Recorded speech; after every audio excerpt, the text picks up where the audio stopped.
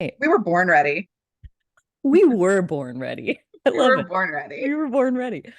Oh, welcome everyone. Welcome, Leanne. Welcome, Carly, Hi. to the first episode of Money Buddy.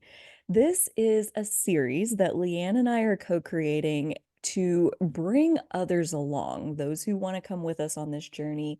She and I started, we did the math about 5 weeks ago on our journey together befriending money, working through our relationship with money, working through blocks that we have with money, exploring all of the various tentacles that come off of money and weave themselves into our self-worth, our sense of personal power, our sexuality. Like, you guys, we have done some exploring of these caves so far in the last 5 weeks, and we cannot be the only ones doing this work, having these thoughts. And so we are so excited to bring you along with us if you want to journey into money and abundance and opening up our ability to receive.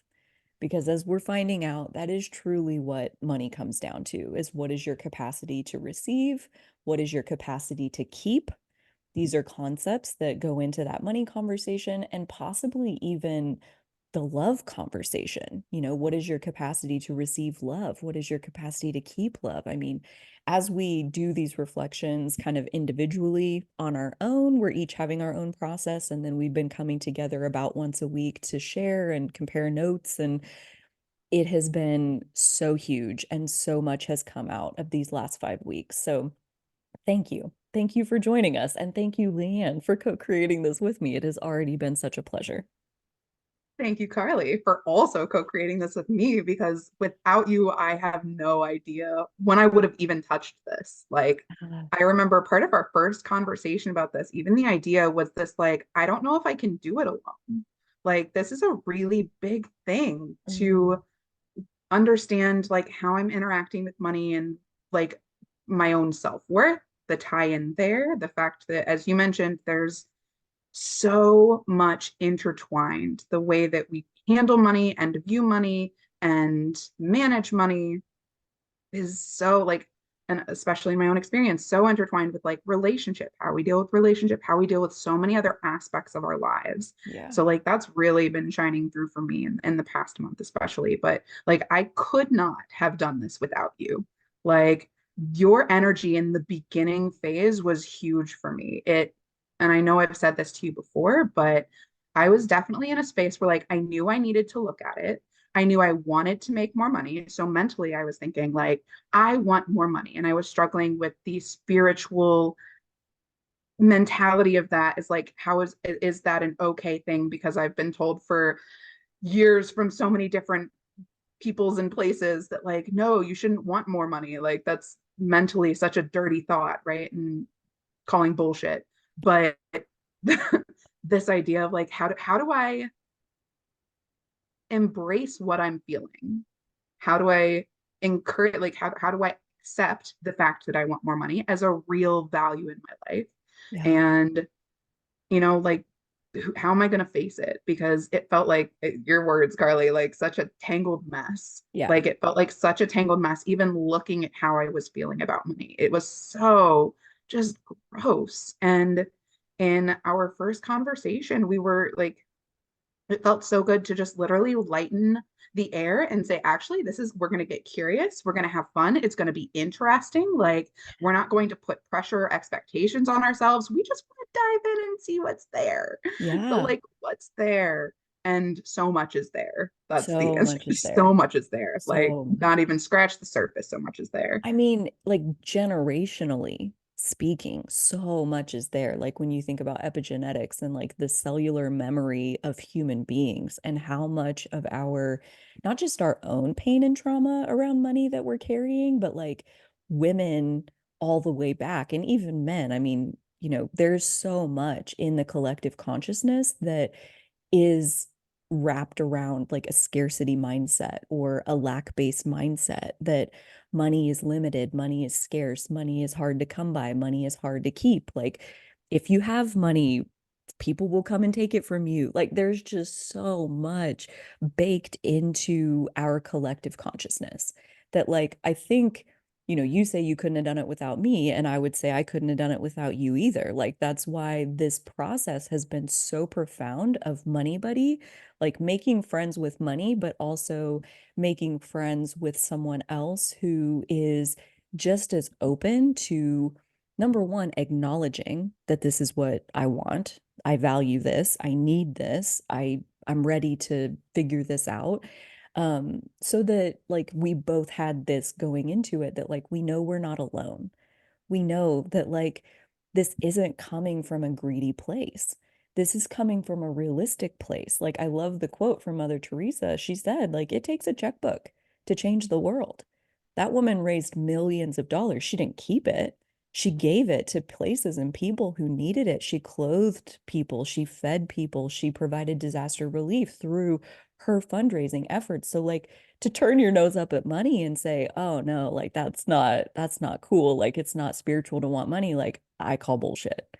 Like you had what was it from like the sake bowls, the bowls of sake, or Oh, like bowl what of was that? sake. Yeah. Yeah, what was that? Tell me that story. Tell Oh us my all God. that story. So, bowl of sake, this is actually something that I heard about from Oprah because apparently at one point I was researching morning routines, and this was one of Oprah's morning routine to like read the bowl of sake. And I was like, WTF, it's the bowl of sake. So I got drunk on sake a couple times. Like, is it like that like sake? what is so Like, it's essentially spiritual teachings, and it's a lot of um just really Eastern kind of Eastern style teaching. And it is so like I have found it personally to be like a wonderful way to connect to God in the morning. Is like this is, a way for me to evaluate my own spirituality. And so one of the Bowl of Saki's stories that I was sharing with you was this idea of whether or not we can truly like deny something that we've never had. And it's interesting that I know a lot of people that say, well, I don't want money. And that may be very true for them. But I think a lot of times we say we don't want things because we don't think we can actually get them. And yeah, so it's a way of trying to comfort ourselves at our own powerlessness. And the reality in truth is, if you want it, then you can't renounce it until you've had it and then decide if you don't want it. That's really the mental space there. So like it's okay to say you want it, and it's okay to want to work towards it, but to deny that you want the thing is not a true renunciation of the thing. It is a denial of yourself. yeah, And so again, speaking to the fact that like I was hitting a point where I wanted more money, and I was just like, that feels like such an interesting thing to say. I don't know how to accept this about myself because I've been conditioned to think a certain way about money. And how can I reframe this? Because the reality is, I want to accept what I'm feeling. And what I'm feeling is this: I would love more money. I want to do more things with that money. And so the mentality that I came to, it was one of the emails that I sent to you in like our first couple of days, was this idea that, money is essentially it's just a tool. And so the phrasing I think I sent was that, if you can ask for 1,000 hammers, then you can ask for an unlimited amount of money. It's right. literally about what you do with what it is that you're given. 100%. So from my perspective, it is intention of use for the money Yeah, rather than like the money itself. If your intentions are sour, then that's a mental like concern on my part. Like, why do I want this money? What do I want to do with this money? And as you mentioned, like the reality is, if you want to change the world, you need money. yeah, And I want to change the world. And I don't know how I'm going to do that, but I know that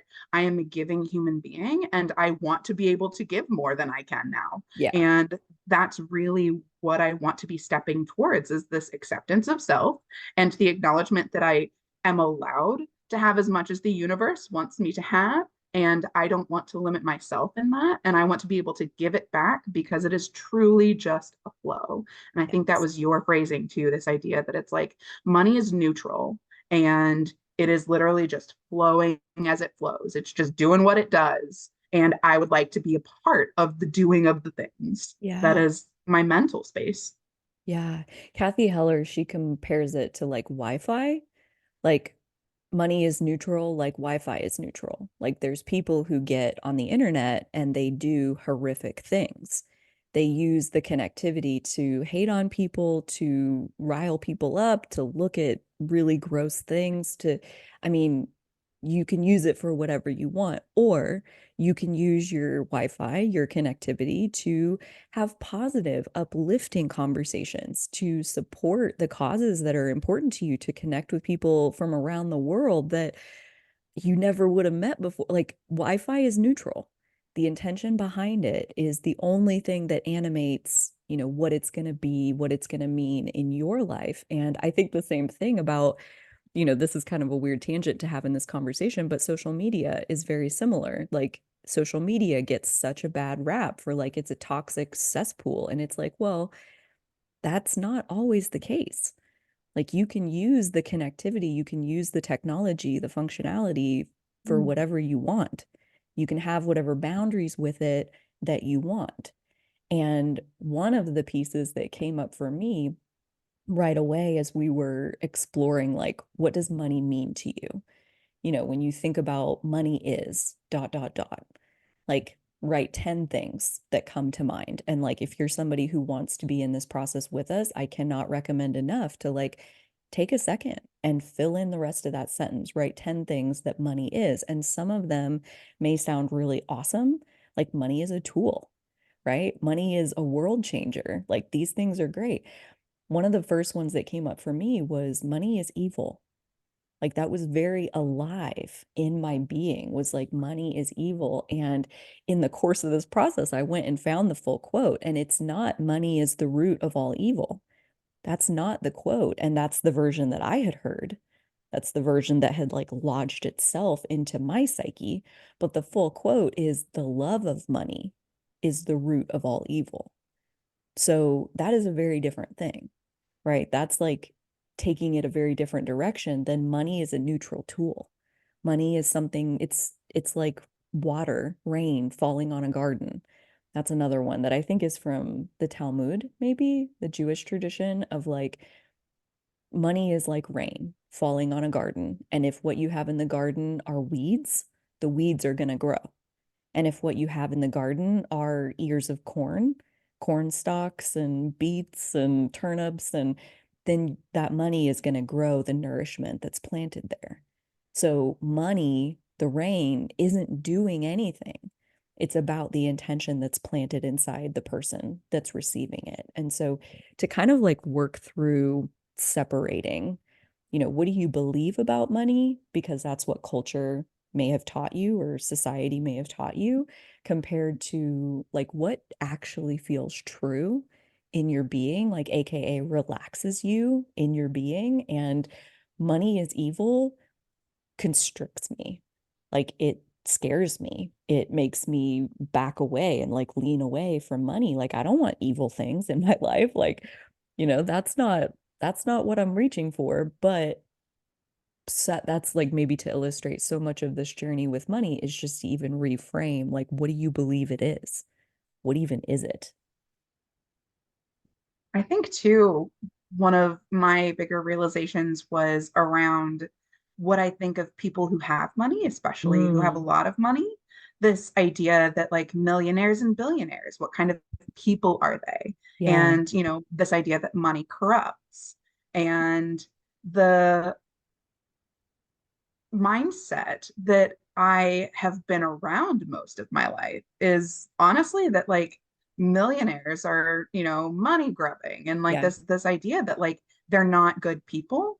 And I think of like that mental challenge of, is that always true? Like the question to ask yourself, is that always true? If it's not true, can you come up with a list of scenarios where that is not true? And once I did that, I was realizing, oh, there are actually a lot of millionaires that I really appreciate, that I really love, that I think have a lot of power to do good in the world. yeah, Like I'm seeing how money can be used for good as opposed to always positioning in my mind this idea that if you have a lot of money, you're using it for something corrupt and evil. Right. And it's not the case, but it's something that I still catch myself at mentally when I think of like, hearing on the news, millionaire so and so. And I'm like, do I have judgments about them already? Like that's literally the only phrasing that they said was millionaire so and so, millionaire with their name. Like that's Yeah. it. There's Yeah. nothing else that I know about them except I've decided that because they are a millionaire, I'm going to have certain thoughts and judgments about who they are as a human being. And so Yeah. that gave me an idea of what I thought about people who have money. And I am averse to being one of, the more negative contextual people who have money. So it's like,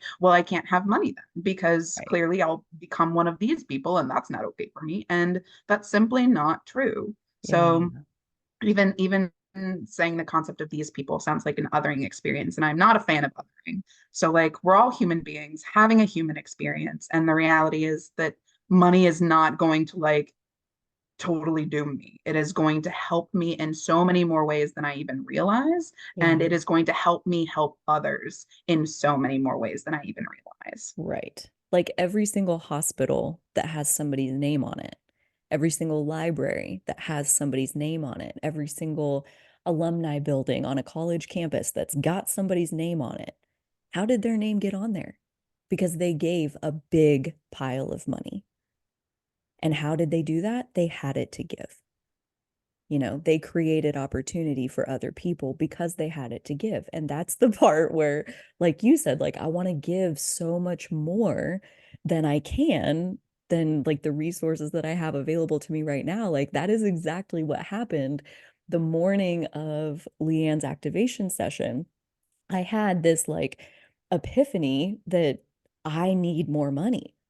I need more money. It was like a ferocious knowing that like just immediately saturated my entire being, which was weird because up to that point, I was definitely more on the side of the fence, like what you were describing, where it's not spiritual to have a lot of money. Like that's materialistic to focus on such things. And so like that makes you greedy or whatever. And like I'm so afraid of being seen as greedy. So here, let me not value money. Let me value connection and love and generosity and all of these things. And it's like, yeah, but money magnifies every single bit of that, right? Like money doesn't corrupt, it magnifies. Same as Wi-Fi doesn't corrupt you, it magnifies who you already are, right? The internet is not evil, it's a mirror of who the person is. Okay. Same for social media, it's your mirror.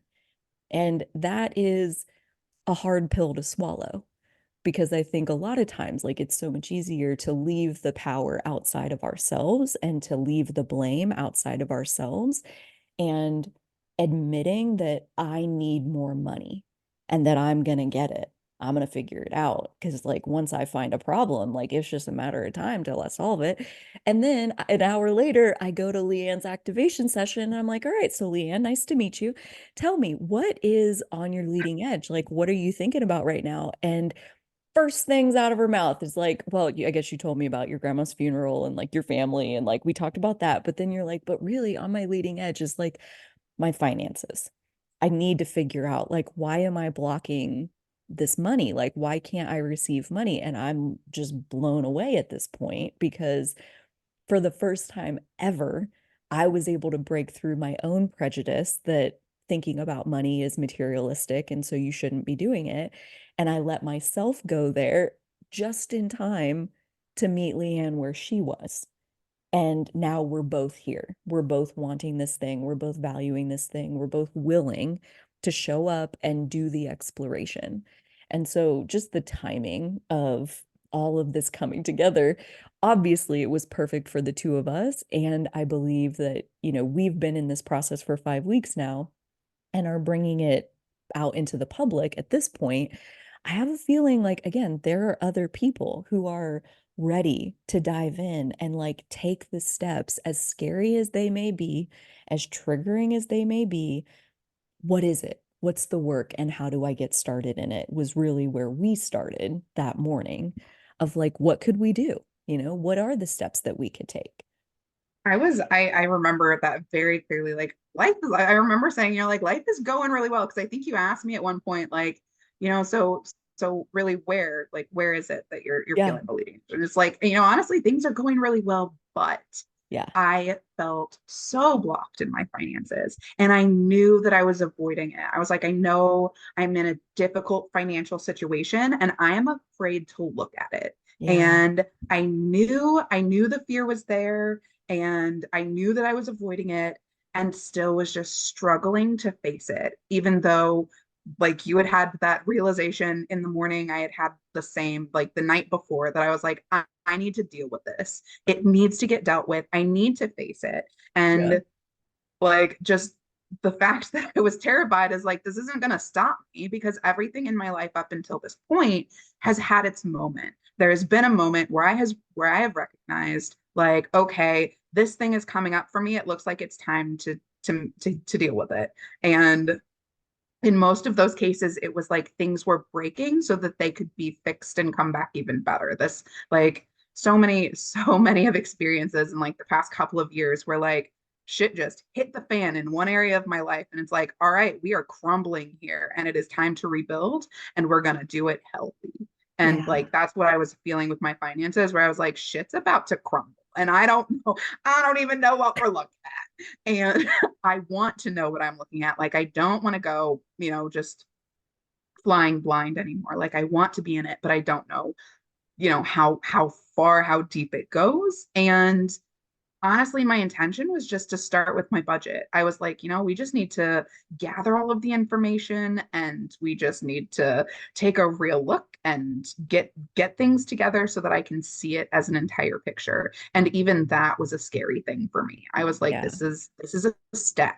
And I acknowledge it as a step. And even in those first couple of days after I'd had my activation session with you, I was so triggered by it. I was terrified. Yeah. And the facing it like got easier. And I know I've even told you like I did my budget at the beginning of February and like got triggered every freaking day. It was Yeah. just a hot mess. I was so scared to even look at the money situation that I was in. And when I was doing my budget for March, it was like not even a thing. I was so much more calm about it. And in a way, it was almost even kind of fun. Like, and I'm getting to the point where like playing with money, looking around at my finances, dealing with money. I'm doing it in a whole new way now. Like it's been 5 weeks and I have gone from terrified to this is kind of like a game. I'm starting to have Yeah. some fun with this. And Yeah. like I don't I have so much like you can see it even now, mental struggle to even process that because I like there were so many steps that happened throughout this month, but it just seemed like they were natural steps. But Yes. the beginning phase of like our decision in the beginning was along the lines of like, let's just write love letters to money. That was the decision. We were going to Yeah. do 30 months out. We were going to meet back up. And 30 just in the days, but meantime, yes. 30 days, Yes. thank you. Sorry. 30 days. We were just 3 years going to meet later, back up. we're gonna come back together. No. We'll have something figured out. Yeah. Um, Yeah, so that 30 was days. like it just happened that that was the podcast episode that I found like right after I had my epiphany. I had time to listen to like one more video before I need to go meet Leanne. And it was an episode on Kathy Heller's YouTube channel, and she was interviewing this woman. I forget her name, but she's like a financial advisor kind of woman. And she specifically works with women on overcoming kind of the generational blocks that women have to wealth. And Kathy's question was, if somebody is feeling lack of money, what is a step that they could take today to start working through that? Like, no matter how much money's in your bank account, what's something that you could do today? And she ended up giving two. The financial advisor lady gave two. One of them was talk about it, like eliminate the taboo that we have on money where you're not allowed to even bring it up. You're not allowed to say things like, I'm worried that I'm going to run out of money. And then what am I going to do? Like, I'm afraid about my money situation. I feel blocked in my finances. Like, say these things out loud because even just the bringing it into the light of day is going to let some of the air out of the balloon. And so the fact that that was her advice, and I was like, okay, so I'm gonna figure out like who in the next few days can I have a money conversation with? And then I show up an hour later and Leanne's like, so I want to talk about money. And I'm like, fuck yes, let's talk about money. Let's like just shred the taboo right now. And it was. And so it was, you know? So that's one Yeah. thing is like, stop being scared to talk about it. And maybe that's something that like, even like leave a butterfly emoji in the comments. If you're listening to us right here, right now, and you want to take one step towards talking about money, leave a butterfly emoji and be like, I'm here in this conversation. I witness this, I see this, I feel this, and I'm here too. Like acknowledging it and owning it that this is real for me. That's a huge step all by itself. Stop burying your head in the sand. Stop leaving it in the dark closet where you're the only one that's like suffering in silence about it. Like, you're not the only one. We're all here. Like, hello, like, welcome to the party. So that was number one, first step. And I could not believe, I was like freaking blown away that then my activation session that day happens to be somebody who wants to talk to me about money. I'm like, thank you, God. Thank you for showing up for me yet Yeah. again, Hmm. answering my prayers. Thanks, Leanne. Thank you for answering mine. And Yeah, also, if we hadn't talked about it together, we would not be where we are now, which is feeling so much better about our situation, even though 100%. not like honestly, my money situation has not really changed. Mine Like got I'm, worse I'm from February to March. I'm down. I'm down in my money. And yet it was like, that's not what it feels like. agreed. Oh my Yeah. God, agreed. Yeah. Like it feels like a world of difference. And Yes. again, like there's not really a lot of change. I've made a few small changes. I've got a little income where honestly for the past 2 years I have not been making any income. I've been working, I've been living my life as a student and I have been living off of my own savings. So like I have not had an income in 2 years. Yeah. And that there is a reason that I was terrified to look at my finances. So like even the concept of like I made $100 last month and like that's just unreal to me Yeah. because I had not made any money at all. And so the feeling just feels really good to be able to like look on the other side of this now and mentally I have more fun. Like mentally, my approach to money has changed, even though the physical situation has not changed. And like honestly, I know I'm going to start seeing it in the physical because it's fun now. Yeah. Like when you're having fun with something, you want to do more with it. And like Right. the fact is that I'm enjoying the money game. And Yes. even I know I was telling you like my grocery shopping experience is like so different now. I have so much fun like playing with the sales and the coupons and like Ah, that's just a whole different world. That is something that I would have avoided as far as I could be from it because it's like just that much more of a reminder of like what I do or don't have. Again, this idea of like lack mindset and like flipping the script on that and saying like look how much I actually have. Like all right, we are getting somewhere, we're doing things, we're making changes, we're feeling good about those changes, we're gaining momentum. Like yeah. I will say my first week, and I know I said this in my other podcast with you, was a roller coaster of emotions. Like you told me there was a lot there and like we were going to find more than we expected to find and like Yeah.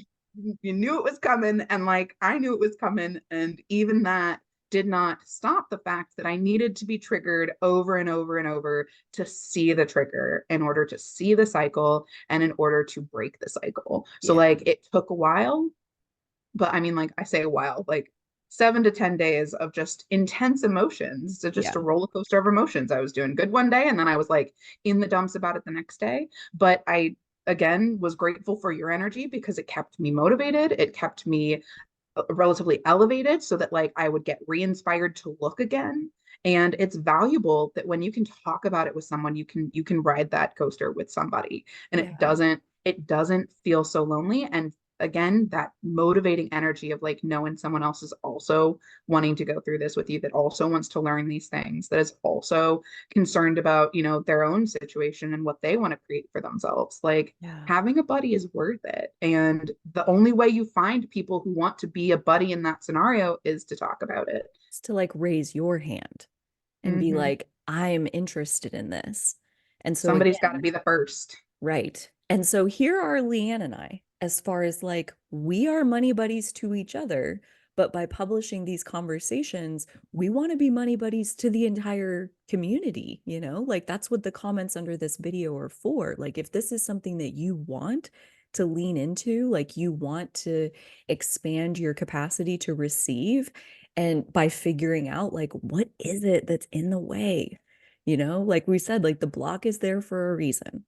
Okay, so like when we repress things, when we keep them hidden from ourselves, like there's typically a really good reason. There's You've been shame protecting woven yourself into, somehow. right. And that's loving that you did that for yourself. And when you're ready for more, when you're ready to see how to move the block out of the way, like what even is it that's in the way? That's where the financial advisor lady's second piece of advice was so powerful. She said the other thing that she would recommend was write a letter to money every day for 30 days and tell me that your relationship with money isn't different. And when I sat down to like write my first letter, you know, maybe they're love letters, like you're trying to be friends with money, right? We can't have more of something that we have a bad relationship with. Kathy Heller says this all the time. Like, if you want more of something, you need to have a good relationship with it. Otherwise, subconsciously, you're going to continue to push it away.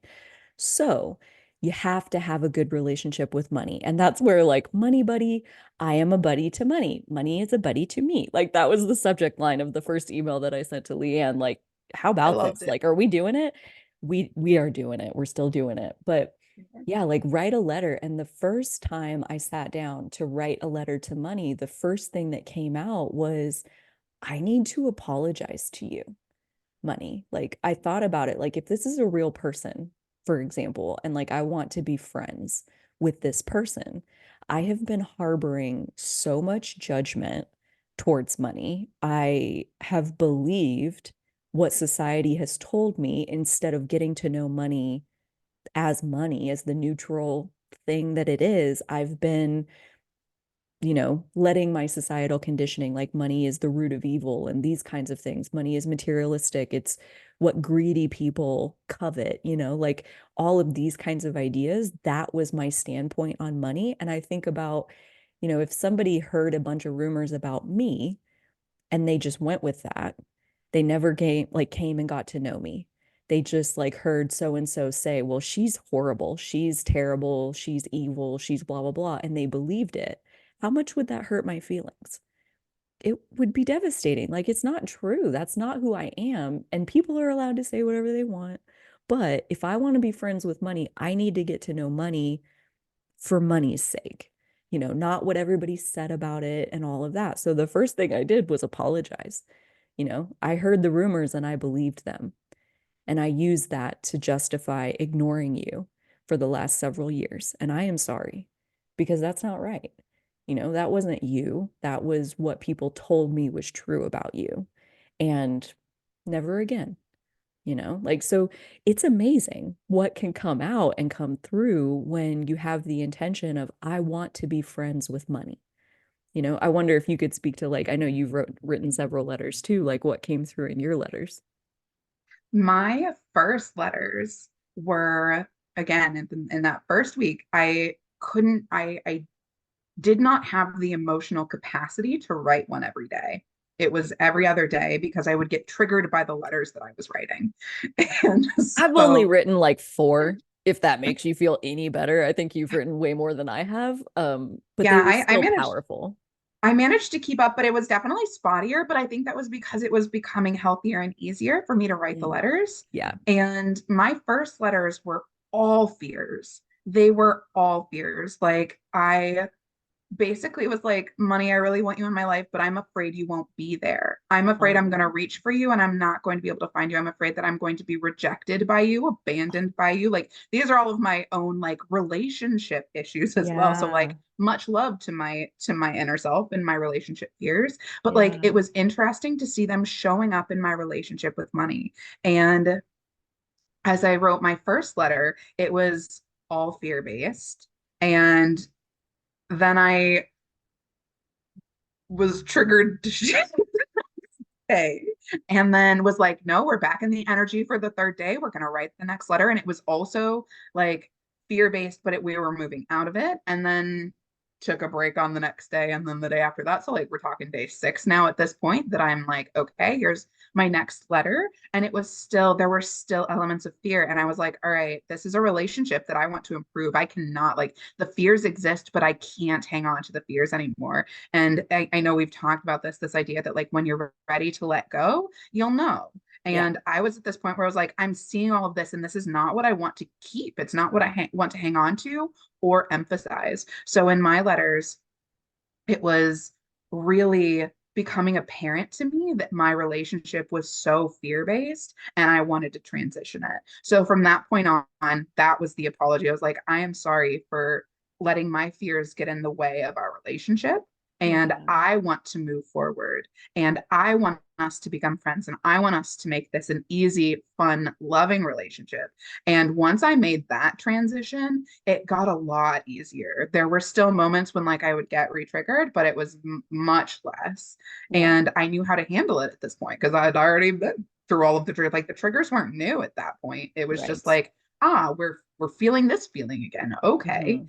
I've been here. I don't want to stay here, but I acknowledge this is where we're at in this moment and I understand. Let's move forward. So from that point on, it actually really did become for me, the letters were about building a relationship. Yeah. And, if you are a relationship builder, the question is how do you build? Yeah. And what are your focuses like when you're creating a relationship with anyone? And the reality is honesty is important. And that was the main factor that was driving me towards clarifying my budget. I was like, I want to be honest with money. I want money to be honest with me. Therefore, I need to look at it and I Yeah. need to be clear about where I stand because anything less is me hiding things from myself, me Yeah. allowing the money aspects to hide from me. And that's Yeah. not the kind of relationship that I want to build. I want it to be honest. I want transparency. Like I had to work towards those things. Yeah. So like the letters were definitely an excellent journaling format for me just to see what was hiding there and then to transition it. Yeah. Like that was an extremely powerful tool. And once I was on the other side of it, and I was like, Money, I can see you really coming at me here and there. And I'm really enjoying us getting to know each other. And this is really fun. And like, Yeah. I'm glad that you showed up today and I want to show up for you. Yeah. Like once it became more of a reciprocal relationship, I started kind of dying down the amount of letters that I was writing. I still write them occasionally as Hmm. just a check-in. Like, how are we doing? Where are we at? I feel you there and I know you're coming towards me and I'm working my way towards you. And like that's the progression that I've kind of been at for the past week or so. Yeah. Like, we're getting there. We're getting there. It was such a helpful format, like you said, to get to see what's there, like to see what's really in the way or what kind of beliefs that you have, like along with filling in the sentence of money is what, like when you fill in the blank, when you think about that, like what are the first 10 things that come to your mind? When you think about like money as a being and then like addressing money and building a relationship with it like you would with anything else, it is incredible like how illuminating that is of like what is it that you're carrying. And like all things, like you said, like when you're ready to let go, you'll know it. And if you want to keep carrying any of the things that you're right now carrying, dude, go for it. You're carrying them right now anyway. Like keep a hold of it. Great, no worries. But when you see it, when you really look at it and you're like, I don't even believe that really. Like I could look for evidence of the opposite and find just as much evidence. And that story actually makes me feel a lot better. So why do I continue to look for the evidence of this belief instead of like switching over here to this one? So we can't change what we know nothing about. And so I think that's where like writing the letters to money, again, it's a totally free exercise that no matter what kind of money you got in your bank account, like it is helpful to just even see like how are you relating to money? Because again, we cannot have more of something we have a bad relationship with. And chances Yeah. are, if you don't want more, it's because you have a bad relationship with it. Like your abusive ex or whatever, you're like, I'm never going back there. Well, good. that's abusive. It's a bad relationship. Good that you don't want more of it, but like money is neutral. And so having a bad relationship with it, that's like almost not necessarily a choice, but something that we got programmed into. And then staying in that programming, staying in that belief set, like, especially once you're aware of it, that's a choice. And you can choose something different. You can choose something that makes you feel more empowered and like you do have more ability to make your life what you want it to be. We're not a victim to this thing happening to us. It's always we're receiving it based on what's going on inside of us. And so the letters really illuminate what is going on inside of you, for better or And I for think worse. it's like my first experiences when I was writing the letters, I did have a couple of moments where like I almost didn't want to put it down on paper because I was like, oh, like this is shameful in some way. The thoughts that I'm having are shameful. And I chose to put them down anyway. I told myself if I wanted to, I could rip them out of the journal and I could burn them. But like, Burn if it. that's what's coming up for me, that's what's coming up. And I don't want to deny what it is that I'm thinking and feeling because it's Yeah. valid. It came from somewhere. And the only way to process it is to see it first. So, Yes. like, as difficult as some of those phrases were for me to write, I absolutely wanted to get them out because I wanted to see them and I didn't want to keep them. I was just like, Yeah. this is what it is right now. That's not always going to be the case. This is what it Right. is right now, and I will transition my mindset for the future. So Yes. like just the facing of myself in some ways and being willing to accept that like I was feeling shame around this topic. I Yeah. was feeling a ton of shame around me. Yeah. And that was important for me to see so that I could again like just accept it because there I know that money is a taboo subject and have also had like been lucky in the respect that like I have friends that I can go to and talk to about money, but I have also been in scenarios where like there are people that you recognize very early that they will consider it a competition, that they will consider it like if they're not at a space where they can be objective about the conversation and are like ready to heal and be in a place of like transition. So Yeah.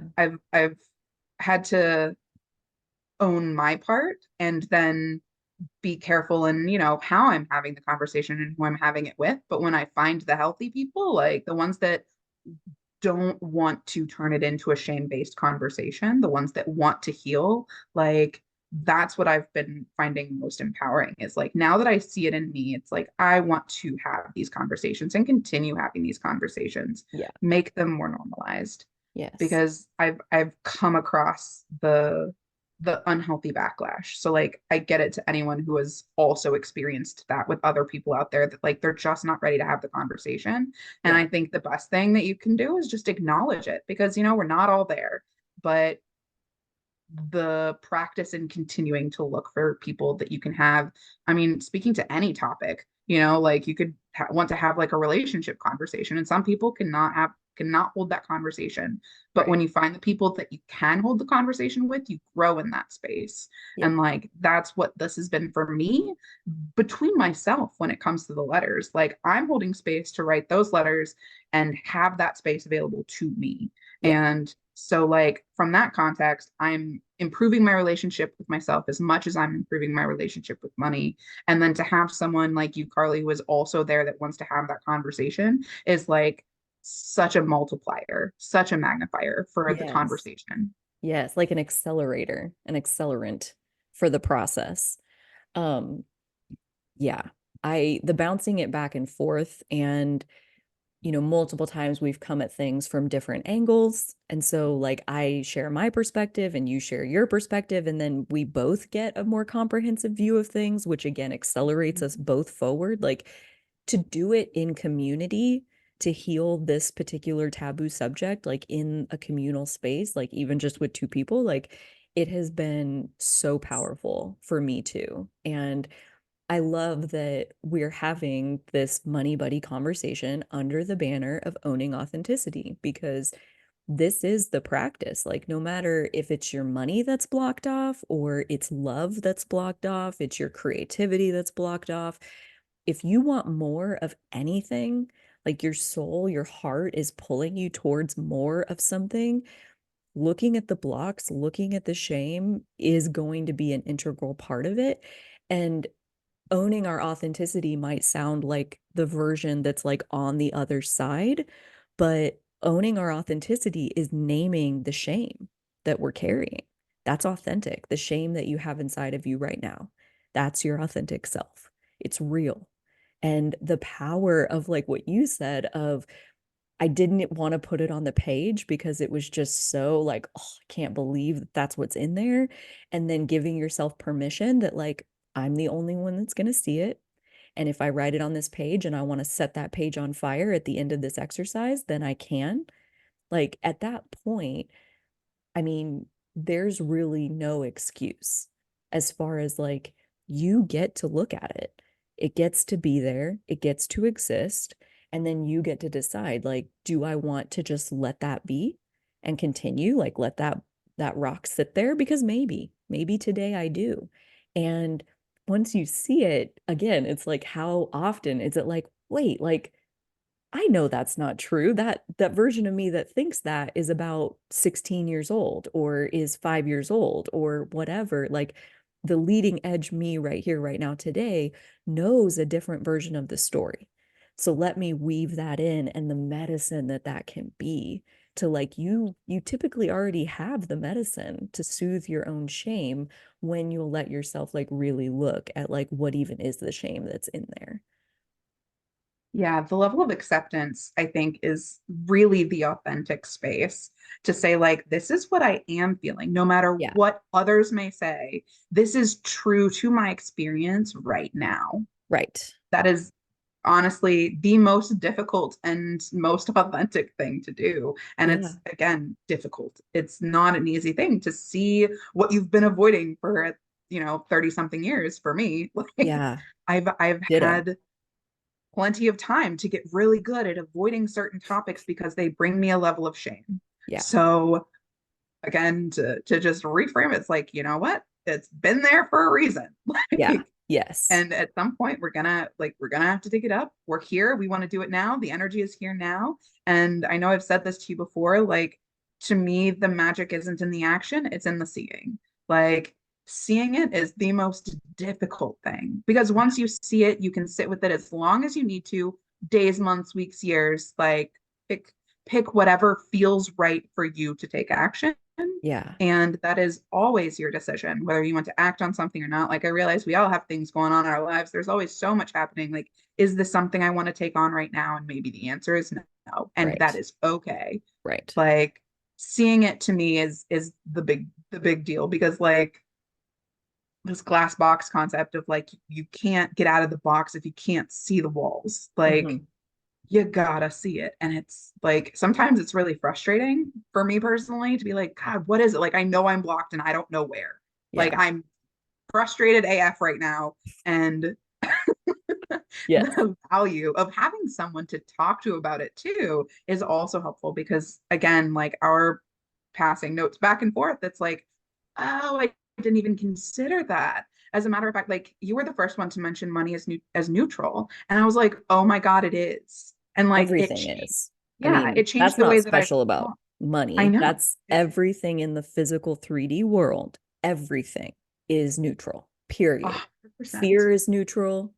Like flowers are neutral. I mean, everything is neutral. And then we get to decide what kind of a story do we want to wrap around it. We get to either tell the version of the story that helps ourselves be at peace, or we get to tell the version of the story that scares the living shit out of us.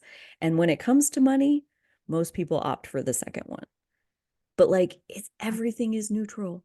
So if we feel bad about anything, the bad feeling is our story that we're making about it. And that's the part where like, you know, until we put the blame is such a word that has such a deep connotation, but like until we put the blame in until we put the blame inside of ourselves, nothing changes. You know, when we blame money for like, you won't come over here, or like, my boss won't give me a raise, or whatever it is that we want to put the power outside of ourselves, nothing changes. But when we will like stop hiding from ourselves, when we will own our authenticity, like even in the space of our own mind, our own private journal page that you're totally allowed to burn. Like if you can own it there, your life will change. But if we hide it from ourselves and hide it from ourselves and hide it, and then we get so good at hiding it from ourselves, like you said, like we get so practiced at detaching from those things and escaping that reality, it's hard to have anything change. Like, and again, if you don't want it to change, then it sounds like you're all set. Like I told you, like at the beginning of your session, I'm like, it sounds like you're doing really good. And you're like, I am doing really good. It's like, great. Okay. I'm happy for you. But like, if you want something to change, we do have to look at it. We can't solve it while it's invisible. Like we got to get it out and mold it and pull it apart and unpack it and see what else is in there. And that's where, I mean, we're not kidding when we talk about like money is tied to everything, to our sense of self-worth, to our sexuality, to our body image, to like everything. Like as Leanne and I have unpacked this conversation, we have gone into so many different places with it that it's related. It it gets its hooks and its tendrils into everything. Our concept of money and our concept of life itself are so interrelated. And that's where I think this is such a powerful jumping off point for healing in so many different ways and levels is to start with money. And like, yes, we're talking about expanding and healing our capacity to receive money, but again, that's our capacity to receive inspiration and love and support of any kind and reciprocation from other people. Like, there are so many things that if your money is blocked off, chances are so are a lot of other things. So it Oh yeah. it's a I feel wild that ride. like it is such a wild ride. And like I know we talked about it in the activation session. We're like, money is like it's such an interdisciplinary experience. Like it's so intertwined with everything. And I knew that on a logical level that I'm like, I'm sure it is. And I'll bet. Yeah. yeah, right. Like I see how that could be true. And then to actually experience it was something entirely different Yeah. because I will say, like, once I got past my first week of roller coaster and started like leveling out, a lot of my mental conversation was about like what is value, what is Hmm. worth. And then Right. I was looking at self-worth. Right. And then all of a sudden I was looking at, to your point about receiving and receiving as a whole, not just money. It was like, what energy do I have to give to myself? What time do I have to give to myself? Like, what do I consider myself to be worthy of? So my Hmm. self-worth really got a kick in the butt Yeah. because all of a sudden I was like, actually, like I think halfway through February, I was like, I'm going to start going to the gym. And that just became my thing. And it was a point at which I was like, this is going to make me feel good. This is energy that I deserve. This is Yeah. time that I want to spend on myself. This is time that I am worthy of. Like, this is my life and I want to lead it. And so I was like getting that new boost of, self worth, self value. And wanting to amplify it. And from there, it became like, well, my sexuality, this concept of like, I am desirable. And Yeah. not just I'm desirable, but I attract things. Like Yeah. I am an attractive human being. So that means attracting everything. And that Everything. includes money. It's like there are people, there are opportunities, there's, money and time from friends. I'm attracting all of this to me. And so, like, the boost in just natural sexual energy was increasing. I was like, girl, got it go on. Like, Seriously. it was amazing to see like the progression just from being curious enough to start with my money. Yeah. And I knew that there was more in there. And I know we've talked about this, the fact that like we're just scratching the surface. Like these are just like these topics have the potential to go so deep. And like Yeah. I'm literally just starting to see how like they're grazing at each, corner of my life. Hmm. And it's only been 5 weeks. And here I am with like a different outtake on so many things. Like I want to receive in so many different ways. I want to feel that and do feel it. Like want isn't even a thing. Like I literally am just like waving it in my direction because I just feel it. Like it's Yeah. coming. Yeah. And that's like, it's a good feeling, but it started with a whole bunch of shitty feelings. Like, you got to clear the basement before you could put some more stuff in there. Right. Like, Right. air out the house, if you will. Like, it is Yes. spring cleaning time. So, like, maybe something I've been doing. So it just feels better after I've cleared that space, after I've looked at that negativity and I've said, this is what it is, this is where it's coming from. And at least for me, the subjects weren't new. My core wounds were not new. They were just applied to money. Yeah. And so that was in a way comforting because it's like, I've seen you before. Just this Right. is a new way to be viewing you. Yeah. And to heal it, even in the respect, like even in the direction of money, has changed the way that I'm interacting with people in relationships in my life. Like, again, when you heal it in one space, you see it ripple in other spaces. It's all connected. It It is is all all connected. connected. And so, same, like if we're pushing away money because money isn't good, money's a resource, you know? And so, money is energy.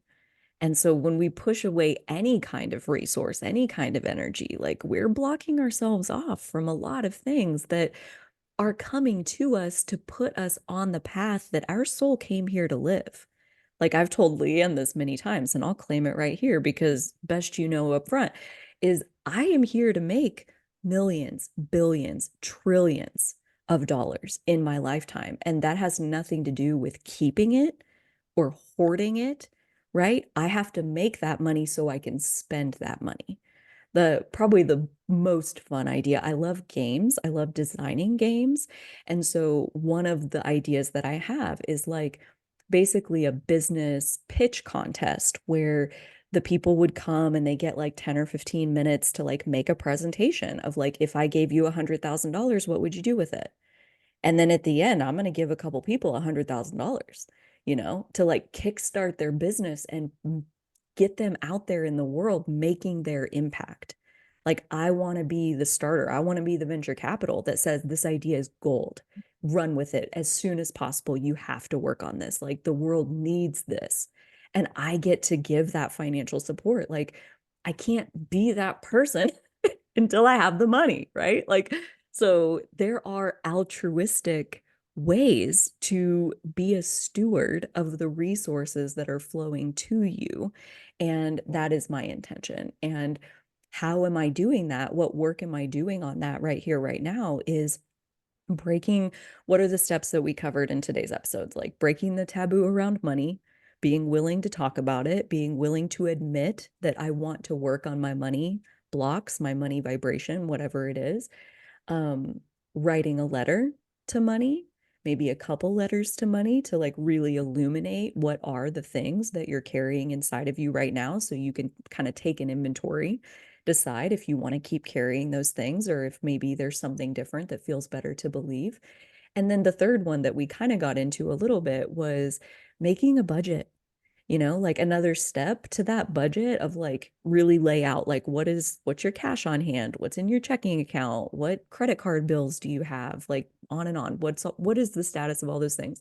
Another And step, where are you spending your money? Like, right. just Where's it where is flowing it out? flowing to?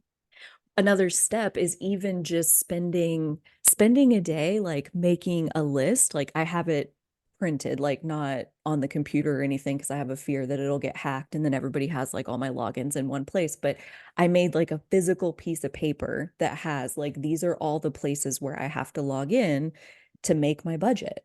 I need to log in and look at my 401k. I have to log into my bank to see my mortgage and my checking account. I have to log into my Discover card to like check the balance. So like and every time I do that, I've got to reset the password on like every freaking one. And it's a giant headache to even access what does my money look like. So I made a sheet that has like all my logins, like all on one page, no more resetting the password every single time. And so now I made the budget at the beginning of February, like Leanne did. I did it again at the beginning of March. And it was so effortless to just like log in. Oh, there's that. Log in. Here's that. Like the March budget took me less than 10 minutes to like go get the numbers. And they were all just right there at my fingertips. So, like, even just taking these steps to increase the visibility of your money situation so that you can see it, you can access it more easily. those are three steps: the talking about Yeah. it, writing a letter, and getting your budget together, or just even like a status of like, what money do you have? What money do you owe? Those are three easy steps that are totally free. Decreasing Just take a little decreasing bit the of time. friction. Decreasing the Yes. friction is like legit.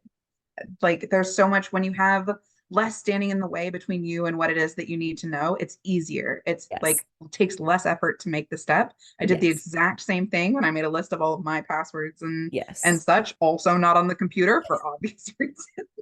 But having that physical list to be able to say, okay, it's budget time. Now I've got it in this cute little binder because I think it's fun and it encourages me to pull it out. Right? Like, Yeah, all right, totally.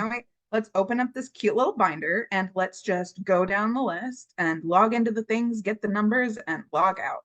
And Yeah. like it's so much easier. There's less friction to it when everything is together.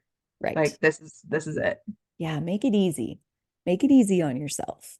So, those are the very first steps that we will leave you with here at the end of this first installment of Money Buddy.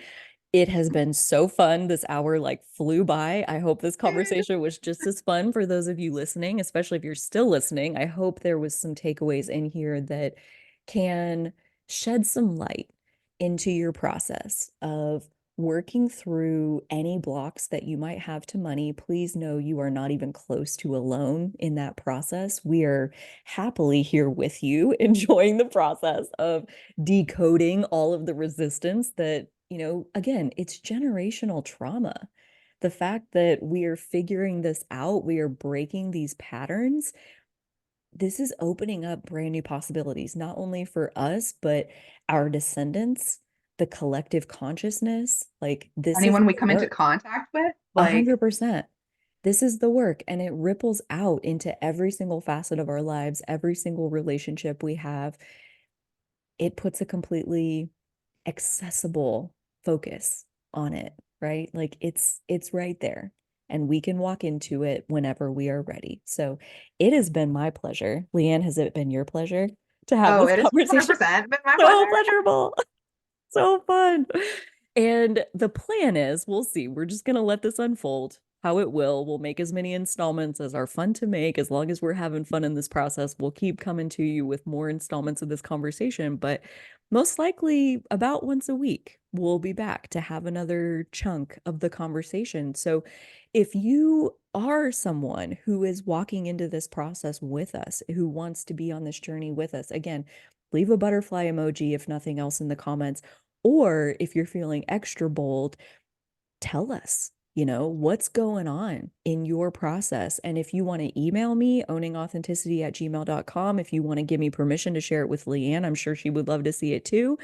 Whatever feels good for you to start to bring these things up and out of yourself, to expand your capacity to receive, that changes the whole world when you do that work. So thank you in advance for any of those things that you are doing. It may not always be easy, but I do hope that it's always worth it. I'm cutting it Love right that. there. Love it. Mic drop. Bye bye now.